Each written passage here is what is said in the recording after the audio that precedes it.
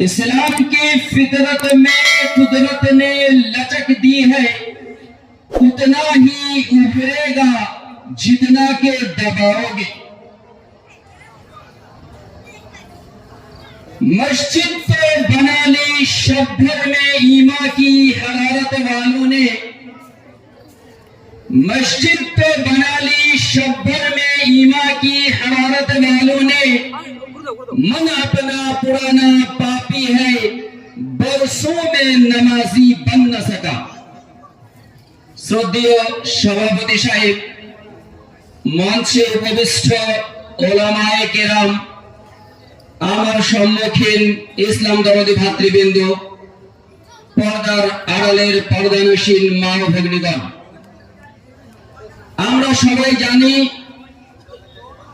আজকের এই জালসা মূলত মসজিদ নির্মাণ ও সংস্কারের উদ্দেশ্যে আয়োজিত। অতএব আমাদেরকে জানতে হবে মসজিদ কি, কেনই বা তার নির্মাণ করব, কিভাবেই বা তার নির্মাণ করব, আর কাদের উপরেই বা এই নির্মাণের দায়িত্ব আল্লাহ সুবহানাহু ওয়া তাআলা দিয়েছেন। এই প্রশ্নগুলি যদি আমরা কোরআন পড়ি তাহলে আমরা দেখব আল্লাহ সুবহানাহু ওয়া তাআলা বলছেন, ইন্নামা ইয়া'মুরু মাসাজিদাল্লাহি মান আমানা বিল্লাহি ওয়াল ইয়াউমিল আখির। ইন্নামা ইয়া'মুরু মাসাজিদাল্লাহ, আল্লাহ সুবহানাহু ওয়া তাআলা এই মসজিদ নির্মাণ করার দায়িত্ব দিয়েছেন মান আমানা বিল্লাহ, তাদের উপরে যারা ঈমান আনয়ন করেছেন, মান আমানা বিল্লাহি ওয়াল ইয়াউমিল আখির, যারা আল্লাহ এবং পরকালের প্রতি ঈমান এনেছে, ওয়া তামাস সালাত, এবং সালাত কায়েম করে, ওয়া তাযাকাত, এবং তারা যাকাত আদায় করে, ওয়ালাম ইয়াখশা ইল্লাল্লাহ, আল্লাহ ছাড়া তারা কাউকে ভয় করে না। এই ধরনের বান্দাদের উপরে আল্লাহ সুবহানাহু ওয়া তাআলা মসজিদ নির্মাণ করার বা মসজিদ আবাদ করার দায়িত্ব অর্পণ করেছেন। মসজিদ আবাদ করার সবচেয়ে বড় মাধ্যম হলো দুটি। আমি খুব সংক্ষিপ্ত সময়ের মধ্যে আপনাকে কোরআন এবং হাদিস থেকে এই পদ্ধতি দুটো বলে বিদায় নেব ইনশাআল্লাহ। মসজিদ নির্মাণ করার সবচেয়ে বড় পদ্ধতি বা মাধ্যম হলো দুটি। তার মধ্যে এক নম্বর পদ্ধতি, এক নম্বর মাধ্যম হচ্ছে মসজিদের জন্য আল্লাহর রাস্তায় ব্যয় করা। মসজিদ যদি আপনি আবাদ করতে চান, মসজিদ যদি আপনি সংস্কার করতে চান, মসজিদ যদি আপনি নির্মাণ করতে চান, তাহলে আপনাকে আল্লাহর রাস্তায় ব্যয় করতে হবে। ঠিক এই জন্যই হযরত আয়েশা রাদিয়াল্লাহু তাআলা আনহা বলেন, নবীজি মুহাম্মদ সাল্লাল্লাহু আলাইহি ওয়াসাল্লাম আমাদেরকে বলেছেন, আমার রাসূলুল্লাহ সাল্লাল্লাহু আলাইহি ওয়াসাল্লাম বিবানাইল মসজিদে ফিদ দুরি ওয়া ইন তানাসসাফা ওয়া তুতাইয়্যিবা। রাসূল সাল্লাল্লাহু আলাইহি ওয়াসাল্লাম বলেছেন, তিনি আদেশ করছেন যে তোমরা প্রত্যেকটা মহল্লায় একটি করে মসজিদ তৈরি করবে এবং তাকে পরিষ্কার পরিচ্ছন্ন রাখবে এবং তাকে সুগন্ধযুক্ত করবে। কোন রকমের সেখানে আবর্জনা যেন না যায়, নোংরা যেন না যায়, সেদিকে তোমরা খেয়াল রাখবে। এছাড়াও নবীজি মুহাম্মদ সাল্লাল্লাহু আলাইহি ওয়াসাল্লাম বলেন, মান বানা লিল্লাহি মসজিদান ওয়ালাউ কামাফহাসি কাতাদিন আও আসগারা বানাল্লাহু লাহু বাইতান ফিল জান্নাহ। নবীজি বলেন, কেউ যদি আল্লাহ সুবহানাহু ওয়া তাআলার জন্য এই পৃথিবীর বুকে একটি মসজিদ নির্মাণ করে, আল্লাহ সুবহানাহু ওয়া তাআলা তার জন্য জান্নাতের বুকে মসজিদ একটি বিল্ডিং তৈরি করে দেবেন। এখন হয়তো আমরা ভাবছি যে এটা একটা অসাধ্য ব্যাপার স্যাপার, কোন একজন ব্যক্তির পক্ষে একটা মসজিদ নির্মাণ করা সম্ভব নয়, এটা অনেক ব্যয়বহুল ব্যাপার। কিন্তু আমাদের নবীজি মুহাম্মদ সাল্লাল্লাহু আলাইহি ওয়াসাল্লাম বলেন, আমার উম্মতের প্রত্যেক ব্যক্তি যদি মনে করে যে তার জন্য মসজিদে একটি ঘর নির্মাণ করা হোক, এটা তার সাধ্যের মধ্যে, সেটা করতেই পারে। কেন? নবীজি বলছেন, মান বানা লিল্লাহি মসজিদান ওয়ালাউ কামাফহাসি কাতাদিন। আমার উম্মতের মধ্যে কোন একজন ব্যক্তি যদি মসজিদ নির্মাণের হাতে ব্যয় করে এবং সেটা তার সেই অর্থের বলে মসজিদে এতটুকু জায়গা যদি নির্মাণ হয়ে যায় যে জায়গার মধ্যে একটা কবুতর ডিম পাড়তে পারে, এতটুকু জায়গা যদি নির্মাণ হয়ে যায় যে জায়গার মধ্যে একটা কবুতর ডিম পাড়তে পারে, তাহলে তার জন্য আল্লাহ সুবহানাহু ওয়া তাআলা জান্নাতের মধ্যে একটি বিল্ডিং তৈরি করবেন। সুবহানাল্লাহ। তাহলে এটা কোনো অসাধ্য বিষয় নয়, অপারগতার কোনো ব্যাপার নেই, অনেক অর্থের প্রয়োজন নেই। আমাদেরকে আল্লাহ সুবহানাহু ওয়া তাআলা যাকে যেমন সাধ্য সামর্থ্য দিয়েছে, সেই সাধ্য সামর্থ্যের মধ্যে থেকেই যদি আমরা আল্লাহর রাস্তায় ব্যয় করতে পারি, তাহলে আমরা বিল্ডিং তৈরি করতে পারবো জান্নাতে। ঠিক একইভাবে আল্লাহ সুবহানাহু ওয়া তাআলা বলেন, মসজিদ নির্মাণ খাতে ব্যয় করা, আল্লাহর রাস্তায় ব্যয় করা, এটা এমনই একটা ইবাদত, যদি আপনি এই ইবাদতটায় অংশগ্রহণ না করে মৃত্যুবরণ করেন, তাহলে আপনাকে পরকালে আল্লাহর কাছে গিয়ে রিকোয়েস্ট করতে হবে, আবেদন করতে হবে, আফসোস করে বলতে হবে যে আল্লাহ তুমি আমাকে আর একটিবারের জন্য পৃথিবীর বুকে পাঠিয়ে দাও, এবারে আমি গিয়ে দান সাদকা খয়রাত করে তোমার রাস্তায় ব্যয় করে সৎলোকীদের সঙ্গে হয়ে আমি ফিরে আসবো। যেই কথাটা আল্লাহ সুবহানাহু ওয়া তাআলা তিনার গ্রন্থ আল কোরআনুল কারীমের মধ্যে বলছেন, ওয়া আনফিকু মিম্মা রাযাকনাকুম মিন ক্বাবলি আন ইয়াতিয়া আহাদাকুমুল মাউত ফায়াকুল রাব্বি লাউলা আখখারতানি ইলা আজালিন করিবিন ফাআসতাদদাকা ওয়া আকুম মিনাস সালিহিন। যদি কোনো বান্দা আল্লাহর রাস্তায় ব্যয় না করে মৃত্যুবরণ করে, তখন সে আল্লাহর কাছে বলবে, হে আল্লাহ তুমি আমাকে কেন আর কিছুদিনের জন্য পৃথিবীর বুকে রেখে দিলে না, কেন তুমি আমাকে আর কিছুদিনের জন্য সময় দিলে না, তাহলে আমি তোমার রাস্তায় ব্যয় করতাম এবং সৎলোকীদের সঙ্গী হয়ে ফিরে আসতাম। কিন্তু তখন আফসোস করে আল্লাহর কাছে রিকোয়েস্ট করে কোনো কাজ হবে না, এটা আমরা জানি।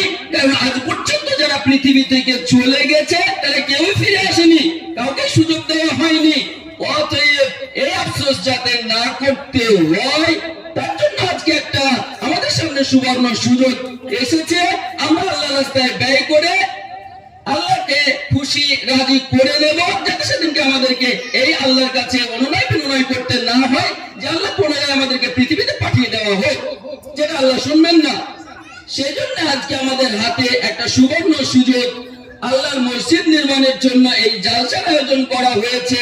অতএব আমরা আমাদের সাধ্যের মধ্য থেকে যে যেমন পারবো প্রত্যেকেই, যার কানে এই আওয়াজ পৌঁছেছে, আমার আবেদন, আমার অনুরোধ, আমরা প্রত্যেকে এই মসজিদ নির্মাণে ব্যয় করবো ইনশাআল্লাহ। কি লাভ হবে ব্যয় করলে? আল্লাহ রাব্বুল আলামিন বলছেন, লাইন শাকারতুম লাযীদান্নাকুম ওয়া লাইন কাফারতুম ইন্না আযাবি লাশাদীদ। আল্লাহ বলছে, আমি তোমাকে রুজি দিয়েছি, এই রুজির মধ্য থেকে তুমি যদি আল্লাহর শুকরিয়া আদায় করো, আল্লাহর রাস্তায় আল্লাহর দেওয়া রুজি হইতে কিছু কিছু ব্যয় করে যদি তুমি আল্লাহর শুকরিয়া জ্ঞাপন করো, লাযীদান্নাকুম, আমি তোমাকে যা দিয়েছি, তোমাকে যে সম্পদ দিয়েছি, এই সম্পদকে আমি বাড়িয়ে দেব। আমি জাস্ট অনুবাদ, কথাটা আল্লাহ বলছেন, লাইন শাকারতুম, তুমি যদি আমার শুকরিয়া আদায় করো, লাযীদান্নাকুম, আমি তোমার সম্পদকে বাড়িয়ে দেব। ওয়া ইন কাফারতুম, পক্ষান্তরে যদি তুমি যদি না শুকরি করো, আমার দেওয়া সম্পদ যদি আমার রাস্তায় ব্যয় করতে কুণ্ঠিত বোধ করো, না দিতে চাও, কার্পণ্য করো, কৃপণতা করো, বখিলি করো, ইন্না আযাবি লাশাদীদ, তবে তুমি জেনে রাখো যে আমার আযাব, আমার শাস্তি কঠিন থেকে কঠিনতর। আল্লাহ রাব্বুল আলামিন এভাবে আমাদেরকে সতর্ক করেছেন। অথবা আমাদের সতর্ক হওয়ার সময় এসেছে, আমাদের বোধ শক্তি বাড়ানোর মতো একটা সময় আমরা পেয়েছি। এখন যদি আমরা সেটাকে বুঝে নিতে পারি, নিজেকে শুধরে নিতে পারি, নিজেকে সংশোধন করে নিতে পারি, তাহলে পরকালে গিয়ে আমাদের আফসোস করতে হবে না। এছাড়াও আল্লাহর রাস্তায় ব্যয় করা এমন একটা ইবাদত, যে ইবাদতের কারণে আপনার বড় বড় বিপদ থেকে আপনি উদ্ধার হয়ে যেতে পারেন। নবীজি মুহাম্মদ সাল্লাল্লাহু আলাইহি ওয়াসাল্লাম বলেন, ইন্নাস সাদাকাতা লা তুতফিউ গাদাবার রাব্বি ওয়া তাদফাউ মিতাতাস সুই। সাদকা এমন একটা ইবাদত, লা তুতফিউ গাদাবার রাbb, সাদকা আল্লাহর গজব, আল্লাহর ক্রোধ, আল্লাহর রাগকে দমন করে দেয়, মুছে দেয়, মিটিয়ে দেয়, শেষ করে দেয়। আমরা পাপিতবি বান্দা, পৃথিবীর মধ্যে চলতে ফিরতে উঠতে বসতে আমাদের অনেক ভুল ত্রুটি হচ্ছে, যার কারণে আল্লাহ সুবহানাহু ওয়া তাআলা আমাদের উপরে রাগান্বিত হয়ে যান। আর যার কারণে আমরা দেখি অনেক সময় পৃথিবীর বুকে আল্লাহর গজব নেমে আসে। আল্লাহ রাসূল বলছেন এই গজবগুলি থেকে, আল্লাহর যে গজব পৃথিবীর বুকে নেমে আসে, এই গজবগুলি থেকে যদি তোমরা বাঁচতে চাও, আল্লাহর রাস্তায় ব্যয় করো, তাহলে আল্লাহর ক্রোধ, আল্লাহর গজব, আল্লাহর আযাব যেগুলি পৃথিবীতে পাঠানো হয়, সেগুলি থেকে বাঁচার একমাত্র মাধ্যম হচ্ছে আল্লাহর রাস্তায় ব্যয় করা। এছাড়াও আল্লাহর নবী বলেন, মিতাতুস সু, মন্দ মৃত্যুকে প্রতিহত করার একমাত্র মাধ্যমই হলো আল্লাহর রাস্তায় ব্যয় করা। মন্দ মৃত্যু বলতে কি বোঝায়? আপনি বাইক নিয়ে রাস্তা দিয়ে যাচ্ছেন, সাইকেল নিয়ে রাস্তা দিয়ে যাচ্ছেন, হঠাৎ করে আপনার অ্যাক্সিডেন্ট হয়ে গেল, তৎক্ষণাৎ আপনি মৃত্যুবরণ করলেন, আর আপনার আমলটা ভালো ছিল না। আপনি আমল ভালো করছিলেন না, আপনি ভাবছিলেন আর কিছুটা সময় পার হয়ে যায়, তারপরে আমি ভালো আমল করব, মসজিদে যাব, সালাত আদায় করব, যাকাত দেব সম্পদের, ইত্যাদি ইত্যাদি আপনি ভেবেছিলেন, কিন্তু সেই সুযোগটা আপনাকে দেওয়া হলো না। হঠাৎ করে আপনার অ্যাক্সিডেন্ট হলো আর আপনি মৃত্যুবরণ করলেন, তারপরে আপনি মন্দ মৃত্যুবরণ করলেন। আল্লাহ রাসূল বলছেন এই ধরনের মন্দ মৃত্যু থেকে বাঁচার একটাই রাস্তা, সেটা হচ্ছে আল্লাহর রাস্তায় ব্যয় করা, সাদকা করা। এছাড়াও নবী মুহাম্মদ সাল্লাল্লাহু আলাইহি ওয়াসাল্লাম বলেন, as-sadaqatu tutfi'ul khati'ata kama yutfi'ul ma'un nara। সাদকা মানুষের গুনাহগুলোকে ঠিক সেইভাবে মোচন করে দেয় যেভাবে আগুন বুঝিয়ে দেয় পানি। এক জায়গায় দাও দাও করে আগুন প্রজ্বলিত হচ্ছে, আপনি এক বালতি পানি নিয়ে এসে আগুনের উপরে ঢেলে দিলে যেমন আগুনটা বুঝে যায়, আগুনটা যেমন নিভে যায়, ঠিক একই ভাবে আপনি অনেক গুনাহের সঙ্গে আপোষ করছেন। আপনার দ্বারা অনেক গুনাহ হতেই আছে, একটার পর একটা গুনাহ আপনি করছেন। ঠিক এই মুহূর্তে দেখা গেল যে আপনার গ্রামে একটি মসজিদ তৈরি হচ্ছে, আর সেখানে আপনার যোগদান করার মতো সুযোগ আছে। আপনি মসজিদে এসে আল্লাহর রাস্তায় বেশ কিছু অর্থ দান করেন। এই যে আপনার গুনাহগুলি হচ্ছিল, এই দানের বদৌলতে আল্লাহ সুবহানাহু ওয়া তাআলা আপনার গুনাহগুলিকে মোচন করে দেবে। ইন্নাল হাসানাত ইউযহিবুনাস সাইয়্যাত, ভালো কাজ আপনার মন্দ কাজগুলিকে মুছে দেয়, এটা আল্লাহ সুবহানাহু ওয়া তাআলা বলেন। এছাড়াও নবী মুহাম্মদ সাল্লাল্লাহু আলাইহি ওয়াসাল্লাম বলেন, ইত্তাকুন নার ওয়ালাউ বিশিক্কি তামরা। হয়তো আমরা অনেকে ভাবছি যে আল্লাহর রাস্তায় ব্যয় করার সামর্থ্য আমাদের তেমন নেই, অতএব এই ইবাদতটা শুধুমাত্র তারাই করবে যাদেরকে আল্লাহ রাব্বুল আলামিন সম্পদ দিয়েছেন। যারা সম্পদশালী তাদেরকেই আল্লাহ রাব্বুল আলামিন সম্পদ দিয়েছে, তারাই এই ইবাদতটা করবে। কিন্তু আল্লাহ রাসূলের হাদিস, আল্লাহ রাসূল বলছেন, ইত্তাকুন নার, তুমি জাহান্নাম থেকে নিজেকে বাঁচাও, ওলা বিশিক্কি তামরাতিন, যদিও একটি খেজুরের আটি পরিমাণ সম্পদ হয়, সেটা আল্লাহর রাস্তায় ব্যয় করে। তাহলে আমরা বুঝলাম যে আল্লাহ জাহান্নাম থেকে বাঁচার একটা বড় মাধ্যম হলো আল্লাহর রাস্তায় ব্যয় করা, এবং সেটা স্বল্প পরিমাণ হলেও করতে হবে। যার কাছে একেবারে খেজুরের আটি পরিমাণ সম্পদ আছে, আল্লাহ রাসূল তাকেও বললেন যে তুমি আল্লাহর রাস্তায় ব্যয় করে নিজেকে জাহান্নাম থেকে সেভ করো। তাহলে জাহান্নাম থেকে সেভ করার একটা বড় মাধ্যম হলো আল্লাহর রাস্তায় ব্যয় করা। আর আজকে আমাদের হাতে সেই সুযোগটা এসেছে, ইনশাআল্লাহ আমরা সকলেই নিজেকে জাহান্নাম থেকে বাঁচানোর প্রচেষ্টা চালাবো ইনশাআল্লাহ। এছাড়াও আমাদের নবী মুহাম্মদ সাল্লাল্লাহু আলাইহি ওয়াসাল্লাম বলেন, কুল্লু ইমরিইন ফি দিল্লি সাদাকাতিহি হাত্তা ইউফসালু বাইনান নাস। প্রত্যেকটা মানুষ পৃথিবীর বুকে যেমন যেমন পরিমাণের সে সাদকা করে যায়, সেই সাদকার পরিমাণ অনুযায়ী তাকে হাসরের ময়দানে ছায়া দান করা হবে, যে ছায়াতে সে অবস্থান করবে।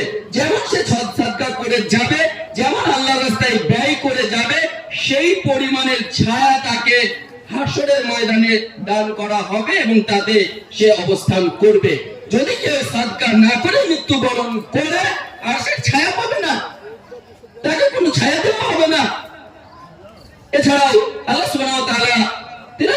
গ্রন্থ আল কোরআনুল কারীমের মধ্যে বলেন, ফাআম্মা মান আ'তা ওয়াত্তাকা ওয়াসাদ্দাকা বিল হুসনা ফাসানুয়াসসিরুহু লিল ইউসরা।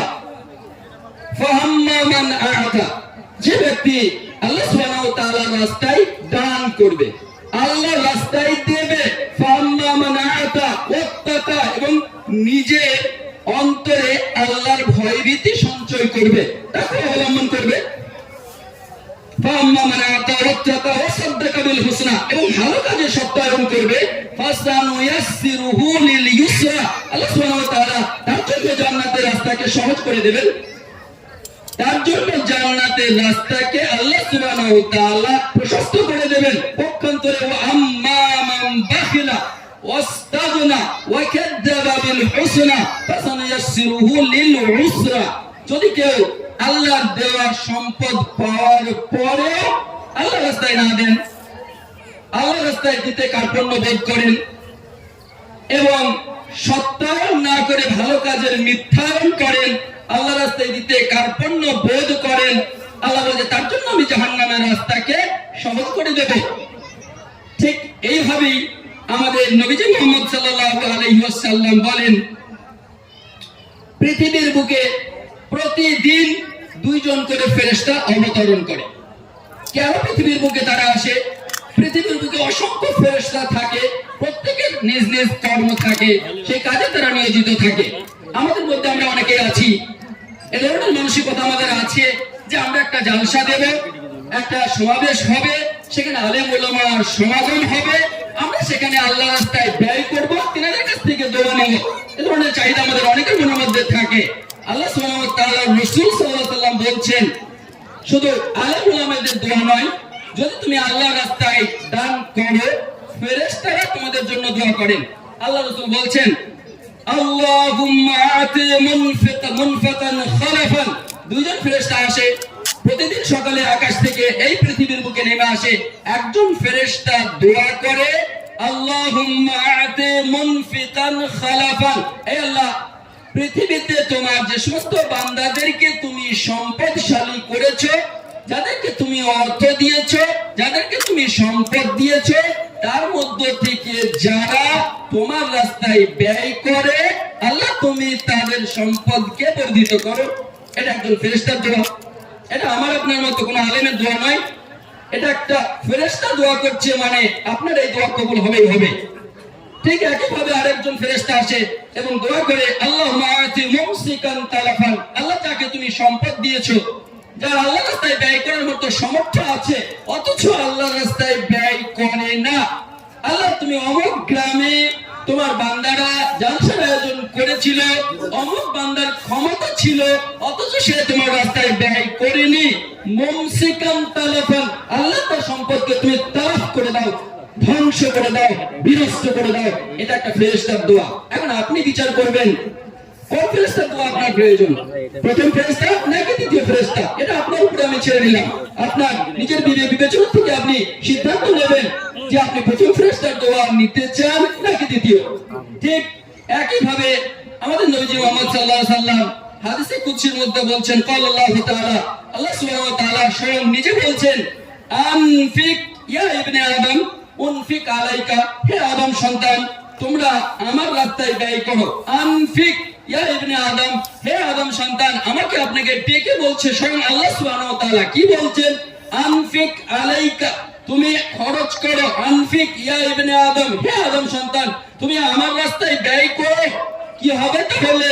উনফিক আলাইকা, তোমার উপরে ব্যয় করা হবে, তোমার উপরে খরচ করা হবে।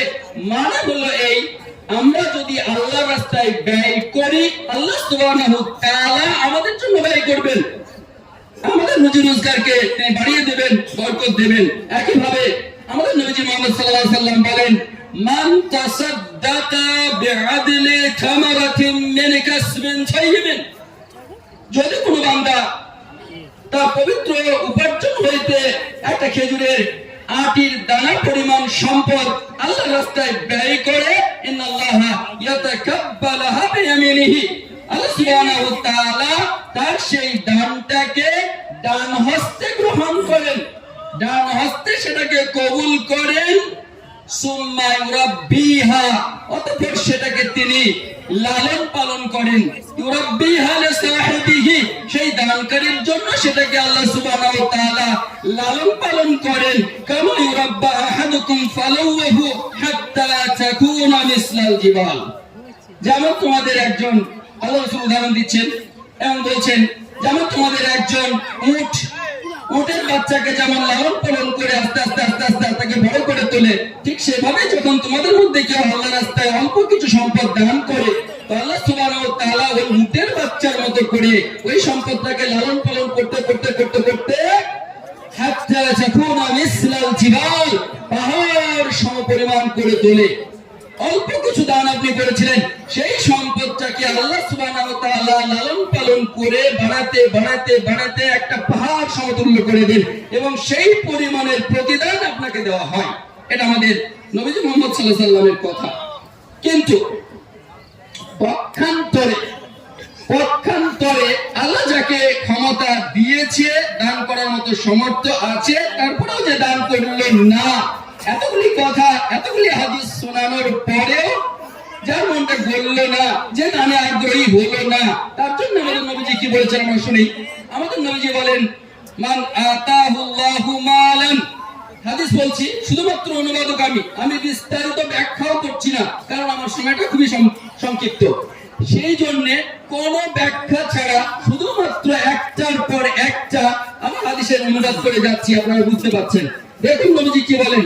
নবীজি বলছেন, মান আতাহুল্লাহু মালান, যাকে আল্লাহ সুবহানাহু ওয়া তাআলা মাল দিয়েছেন, যাকে আল্লাহ সুবহানাহু ওয়া তাআলা সম্পদ দিয়েছেন, ফালাম ইউআদ্দি যাকাতাহু, অথচ সেই মালের সে যাকাত প্রদান করল না, মুসসিলা লাহু ইয়াউমাল কিয়ামাতি সুজাআন আকরা, কিয়ামতের দিন তার সেই সম্পদগুলিকে একটি বিষধর সাপে পরিণত করা হবে এবং সেই সাপ তাকে দংশন করতে থাকবে, তাকে কামড় দিতে থাকবে আর বলতে থাকবে, আনা মালুক আনা কানজুক, আমি তোমার সেই মাল, আমি তোমার সেই কুক্ষিগত করে রাখা, গচ্ছিত করে রাখা সম্পদ, যার হক তুমি পৃথিবীতে আদায় করনি। এভাবে তাকে একের পর এক দংশন করতেই থাকবে এবং সেই সাপের কামড়ের যন্ত্রণা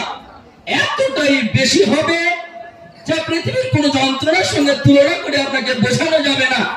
একবার যদি সেই সাপ শুধু পৃথিবীর দিকে ফোনা তুলে একবার যদি ফুঁক মেরে দেয়, তো তার বিষের চোটে সমগ্র পৃথিবীটা বিষাক্ত হয়ে যাবে।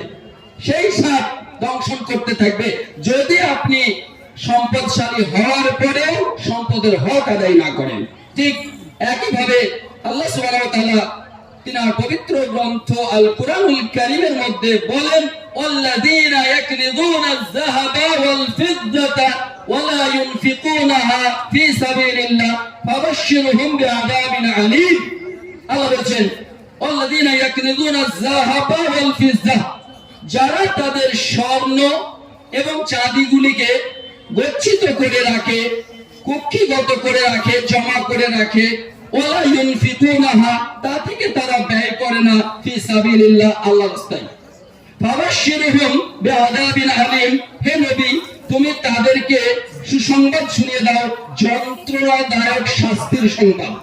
কি যন্ত্রণাদায়ক শাস্তি সেটা আল্লাহ তাআলা বলছেন, ইয়াউমা ইউহমা আলাইহা ফি নারি জাহান্নাম, সেই স্বর্ণ এবং চাঁদি যেগুলো তারা পৃথিবীর বুকে পেয়েছিল অথচ তার হক আদায় করেনি, তা থেকে তারা আল্লাহর রাস্তায় ব্যয় করেনি, সেদিনকে কিয়ামতের দিনে সেই স্বর্ণ এবং চাঁদি সমস্ত অলংকার গুলিকে জাহান্নামের আগুনে উত্তপ্ত করা হবে। যে আগুন সম্পর্কে হাদিসের বর্ণনায় এসেছে, পৃথিবীর বুকে যে আগুন আমরা দেখছি, এই আগুনের চেয়ে 70 গুণ বেশি উত্তপ্ত আগুন হবে জাহান্নামের আগুন।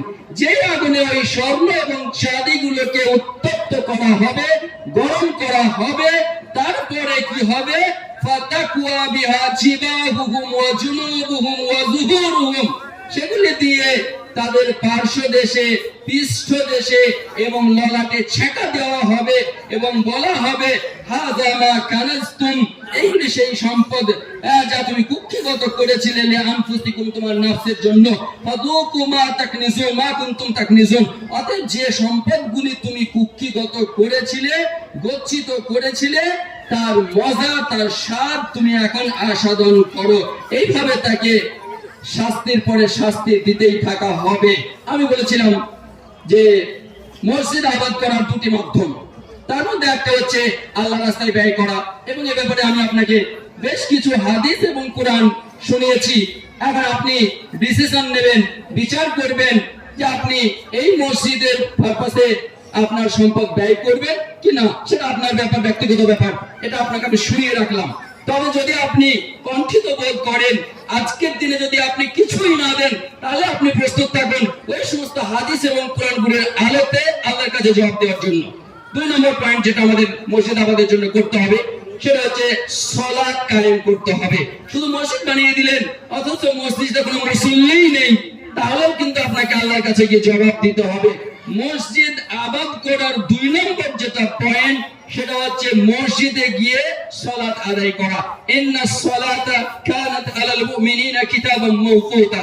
আল্লাহ সুবহানাহু ওয়া তাআলা বলছেন নামাজের জন্য একটা নির্ধারিত সময় আছে, নামাজকে নির্ধারিত সময়ের মধ্যে ফরজ করা হয়েছে এবং সেখানে তোমরা মসজিদে গিয়ে নির্ধারিত সময়ে সালাত আদায় করো। এজন্যই আল্লাহ সুবহানাহু ওয়া তাআলা আমাদের প্রত্যেককে উদ্দেশ্য করে বলছেন মুরু আওলাদাকুম বিস-সালাহ ওয়াসতাবির আলাইহা, তোমরা তোমাদের সন্তান সন্ততিকে সালাতের আদেশ করো এবং নিজেও তারই উপরে প্রতিষ্ঠিত থাকো। কেন? পৃথিবীর বুকে যত আমল আছে, পৃথিবীর বুকে যত আমল আছে, তার মধ্যে সবচেয়ে উত্তম আমল সময় মতো সালাত আদায় করা।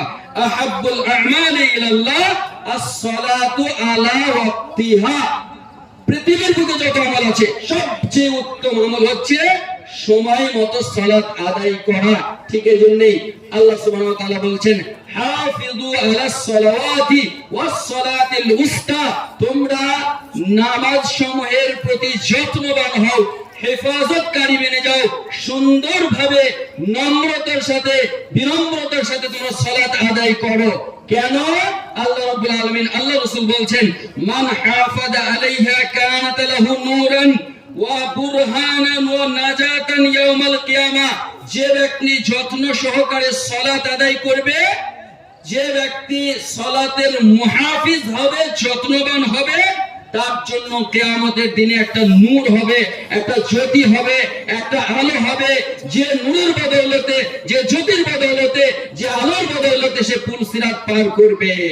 অপরহানান, এবং তার জন্য একটা সার্টিফিকেট হবে, একটা দলিল হবে, যে দলিলের বলে, যে সার্টিফিকেটের বলে তিনি জান্নাতে যাবেন। ওয়া নাজাতান ইয়াউমাল কিয়ামা, এবং একমাত্র ইবাদত নামাজই হবে তার জন্য পরিত্রাণের মাধ্যম। ঠিক একইভাবে যদি এর উল্টোটা ধরে নেন, কেউ যদি সালাত আদায় না করে, তাহলে তার জন্য নূর হবে না, তার জন্য কোনো দলিল হবে না, পরিত্রাণের কোনো মাধ্যম হবে না। ঠিক এই জন্যই আল্লাহ রাসূল সাল্লাল্লাহু আলাইহি ওয়াসাল্লাম বলছেন মুরু আওলাদাকুম বিস-সালাতি ওয়া হুম আবনাউ 7 সিনিন, তোমরা তোমাদের বাচ্চাদেরকে সালাতের আদেশ করো যখন তাদের বয়স 7 বছর হয়। অথবা আমাদের বাচ্চাদেরকে 7 বছর বয়স থেকে সালাতের আদেশ করতে হবে। যদি পুত্র সন্তান হয়, বাবা সঙ্গে করে তাকে মসজিদে নিয়ে গিয়ে নামাজের ট্রেনিং করাবেন। আর যদি কন্যা সন্তান হয়, তাহলে মা যখন ঘরে সালাত আদায় করবেন, তখন কন্যাকে পাশে করে নিয়ে তাকে সালাতের ট্রেনিং করবেন। এটা আমাদের নবীজি মুহাম্মদ সাল্লাল্লাহু আলাইহি ওয়াসাল্লাম বলেন। জি, সময় আমার শেষ হয়ে গেছে, আর আমি লম্বা করতে চাইছি না। তবে একটা কথা আমি লাস্টে আপনাকে বলে আমি শেষ করছি। সেটা হচ্ছে, অনেকেই হয়তো ভাবছেন যে সালাত আদায় করার জন্য অনেকগুলি শর্ত আছে। যেমন আমার যদি উপার্জন হালাল না হয়, কারণ যদি উপার্জন হালাল না হয়, তাহলে সালাত আদায় করে তো সালাত আল্লাহ রাব্বুল আলামিন কবুল করবে না।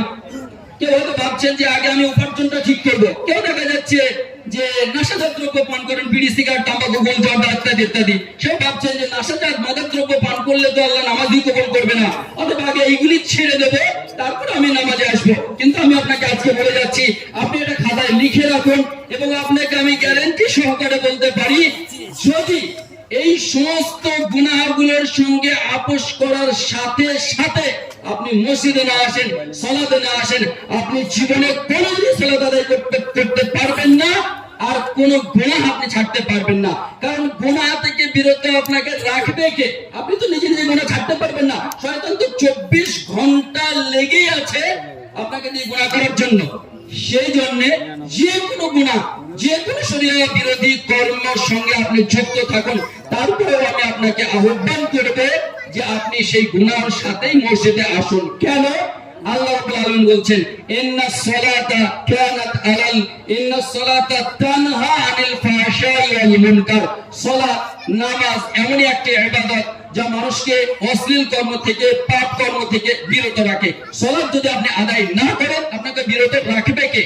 আপনি যে মাদকদ্রব্য ছাড়বেন, আপনি যে গুনাহের কাজ ছাড়বেন, আপনাকে সহযোগিতাটা করবে কে? এই সালাত। অতএব সমস্ত গুনাহের সাথে আপনাকে মসজিদে আসতে হবে, সালাত আদায় করতে হবে। সবচেয়ে বড় কথা, পৃথিবীর বুকে যত বড় গুনাহ আছে তার মধ্যে সবচেয়ে বড় গুনাহ হচ্ছে সালাত ত্যাগ করা। সবচেয়ে বড় গুনাহ হচ্ছে সালাত ত্যাগ করা।